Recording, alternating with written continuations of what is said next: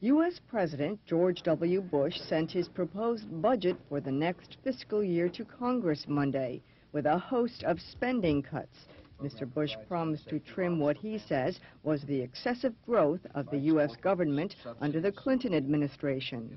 Hoping to give his $1.96 trillion budget momentum, President Bush met with his cabinet earlier in the day. This budget funds our needs without the fat.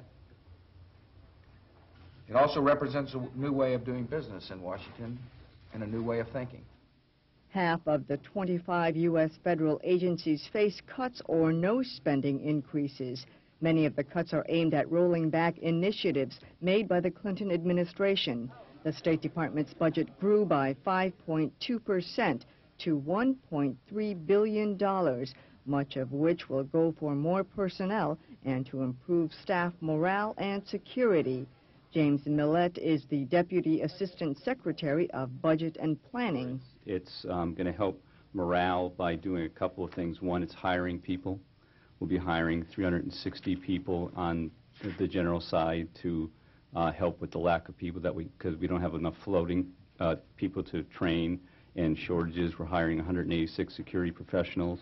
Joseph Boab, the acting director of the department's Office of Resources, says international affairs funding is just 4% less than previous years once the amount is adjusted for inflation. Nearly unchanged is foreign assistance for Eastern European countries such as the Federal Republic of Yugoslavia.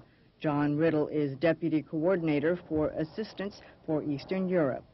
We are now planning in 2002 to be dealing with the fry as a country because that's what it is currently, and we expect to be figuring out the exact levels for the various parts depending upon how Serbia, for instance, it complies with its international obligations, continues to comply with it. The budget has already sparked controversy with protests coming from special interest groups and members of Congress from both parties.